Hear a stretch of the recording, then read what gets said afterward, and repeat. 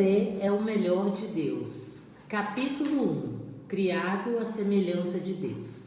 Certa jovem proveniente da Europa fugiu recentemente de casa e viajou através do oceano para Tulsa, Estados Unidos, só para conversar com minha esposa Daisy e comigo.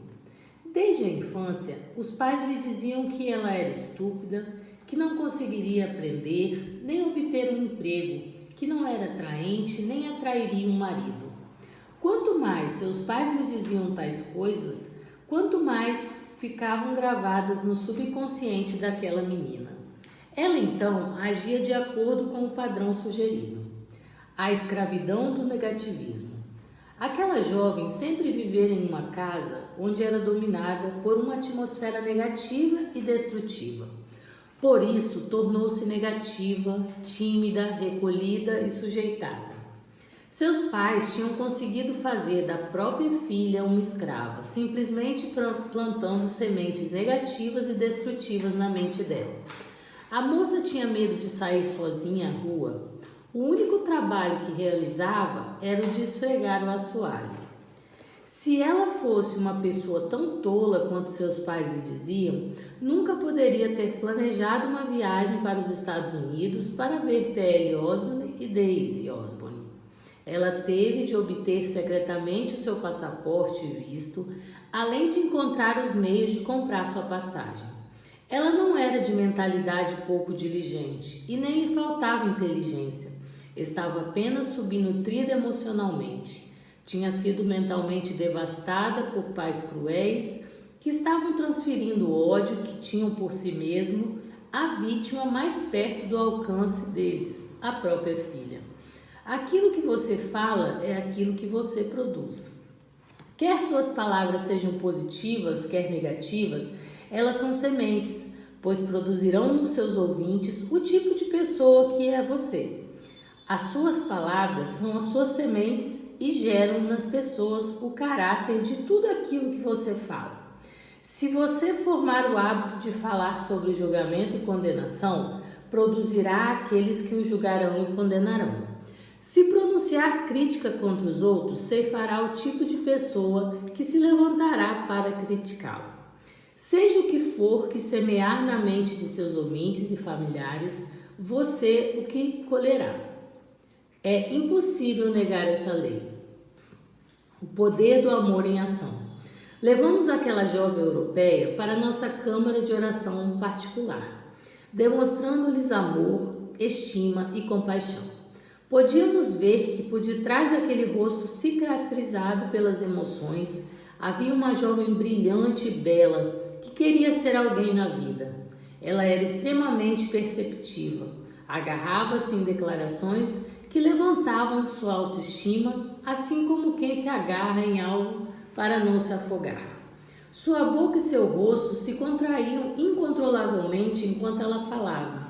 Sua cabeça e seus ombros se contorciam involuntariamente. A totalidade do seu corpo refletia o choque emocional. Praticamente qualquer pessoa julgaria que ela era desequilibrada, mas seu único problema consistia nas palavras e pensamentos feios e negativos que seus pais tinham empilhado sobre ela no próprio lar. A nova confissão. Aquela jovem ficou em pé na nossa câmara de oração, olhando para cima, para Deus. Enquanto as lágrimas corriam pela sua face, pedi que confessasse as seguintes coisas em voz alta. Fui criada à semelhança de Deus. Sou alguém de importância aos olhos divinos. O Senhor acredita em mim, Ele precisa de mim, eu faço parte do plano dele. Deus me ama tanto como ama qualquer outra pessoa. Depois oramos com ela e quando voltou para a Europa, era uma nova mulher. Acreditava que tinha um propósito para viver, que poderia ter sucesso na vida e que Deus estava vitalmente interessado por ela e Ele a valorizava. Agora, ao possuir pensamentos positivos acerca de si mesmo, andava mais ereta, com os ombros endireitados. Sorria, tinha esperança e acreditava que Deus tinha um plano para ela. Possuía um novo conceito de vida. Toda a sua vida se transformou, porque seus pensamentos se transformaram. A moeda malhada e surrada. Um pouco antes daquela jovem partir, Daisy e eu praticávamos os nossos exercícios de corrida de 40 minutos diários nas pistas, à beira do rio de Tulsa. E vi no caminho uma moeda malhada e surrada. Era tão marcada pelas centenas de veículos que tinham passado por cima dela que se tornara difícil reconhecê-la. Recolhi a moeda e, enquanto a segurava na mão, o Senhor sussurrou para mim: essa moeda tem o mesmo valor que uma bela moeda, novinha em folha e brilhante. É como aquela querida jovem da Europa.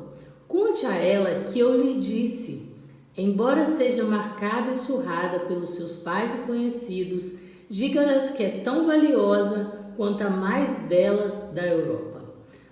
Levei aquela moeda e coloquei nas mãos da moça.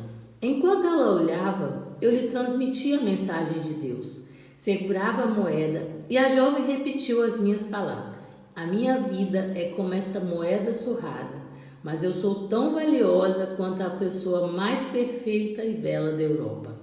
Ela prometeu que conservaria aquela moeda em sua Bíblia. Seu propósito era que, cada vez que alguém lhe dissesse uma palavra de menosprezo, seguraria a moeda surrada e diria: a minha vida é como essa moeda surrada, mas eu sou tão valiosa quanto a pessoa mais perfeita e bela da Europa. A mudança que ocorreu na vida daquela moça foi milagrosa. Ela descobriu o valor que Deus nos dá. Ela descobriu os fatos que lhe proporcionaram autoestima. Ela é a criação de Deus. O Senhor a ama e pagou um preço supremo, a morte do seu próprio filho, para redimi-la a ele.